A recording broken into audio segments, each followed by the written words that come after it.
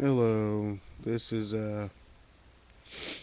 pkthundaga, and in this episode of, I guess the show will be called Squirrel Seeds, I'm gonna talk about a project I've been working on for a while, known as Project Green. Now, this one is, I've been working on it since high school in one form or another, but, and the project has kind of forked a lot, so there's been different ideas that came of it.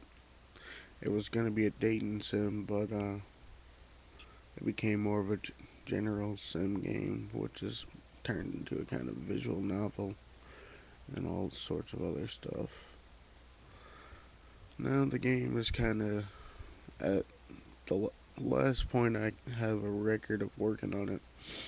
I was going to divide the gameplay into about 10-minute chunks, and it was going to be really episodic, and there was going to be about, I'd say about 40 parts, like 40 episodes or chapters or whatever.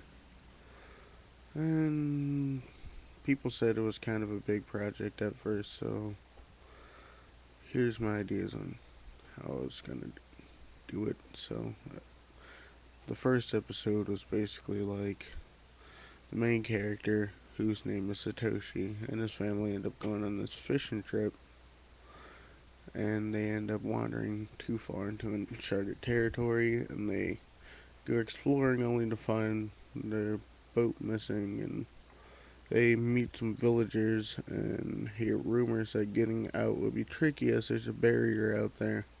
It would be tricky to get back and get back to where they were. Notwithstanding, they have no boat. And the group decides to stay a while and work on things without panicking too much.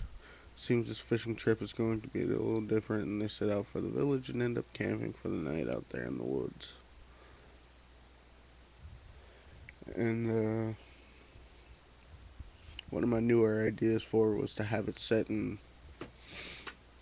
space in like a world with a bunch of different planets.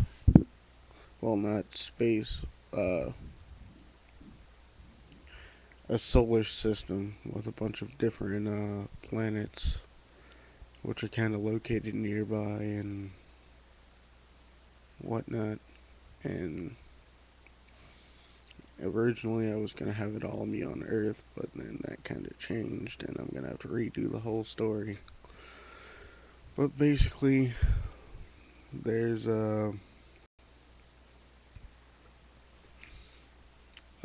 these things called islands, which are like the small planets.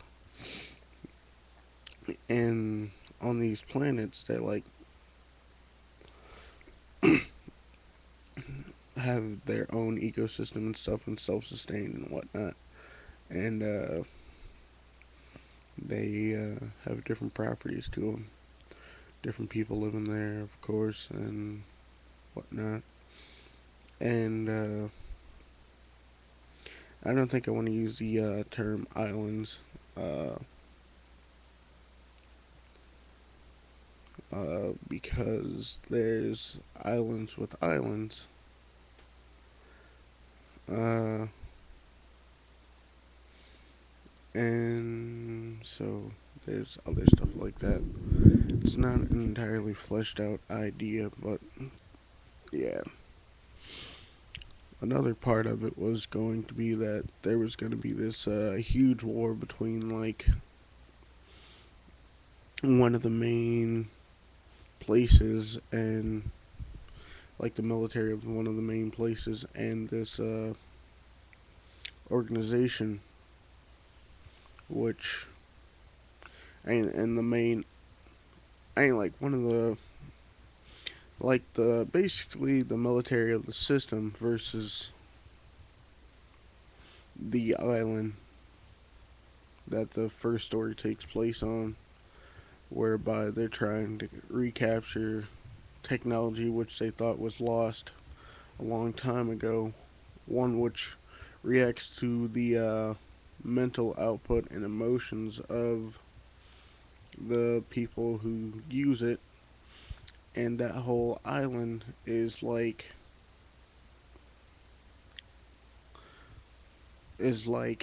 filled with this reactive material, and basically reactive material is kind of similar to a sort of psychic thing or a magical thing. There's two different types. One that's close to psionic uh, enhancements, and one that's close to magical things. And the psionic one kind of is closer to a scientific thing than the magical one, and but they both kind of overlap in some ways. But they're really both the same sort of thing, just applied in different ways. Uh, the island has a whole mythos and surrounding it, and they have their own deity and stuff like that. And they also have there's like a civilization of robots, an underground civilization, and lots of different things there, which sort of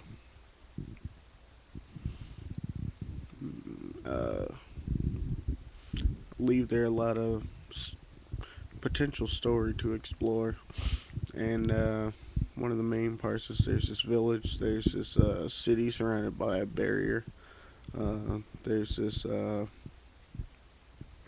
farmland, and a forest filled with like technology and cabling and stuff like that.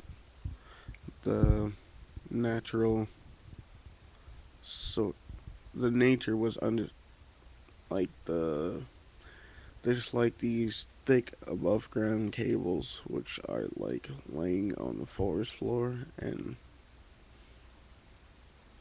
like they're kind of one of the data and power transmission pipes for the village from one of the factories. The factories kind of provide all the power for, well, the power for the village, because there's like a peace treaty between the factory city, well, factory town, and the village. The factory town is run by like sentient robots, and the village is where like humans and such live. The forest has a bunch of monsters and such, and animals, and there's like a guardian of the forest and such like that. And uh, there's like a sort of like spirit animal sort of style guardian of the forest, and there's like human guardians of the forest. And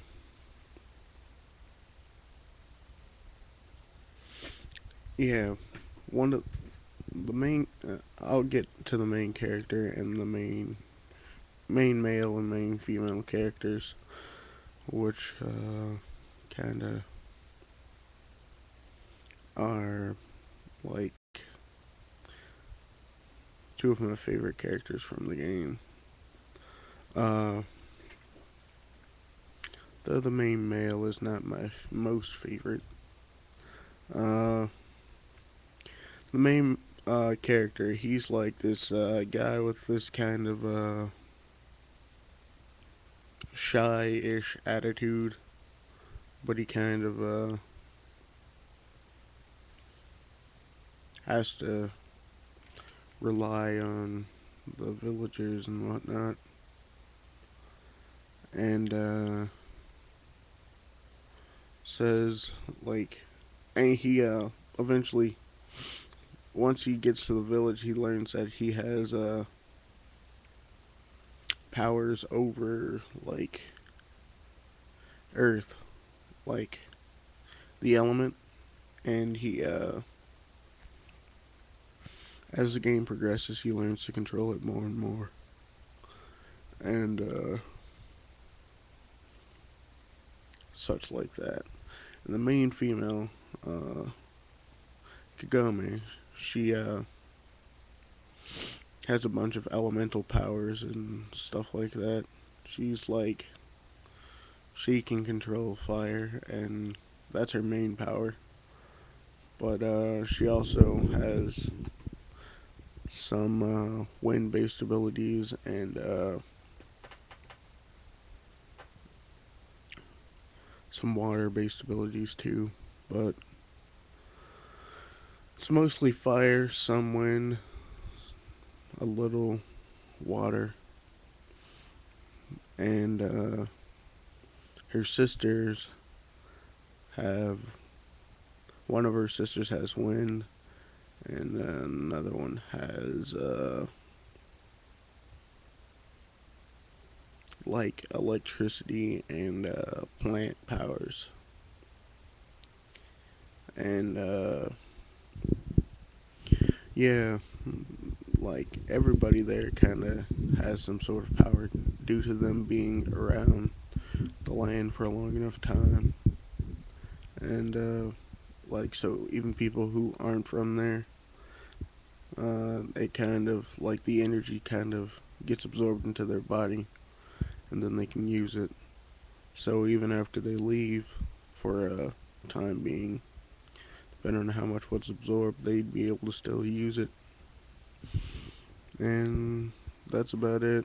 Uh, that's about all I'm going to cover for now. Well, hope you enjoyed it. Bye.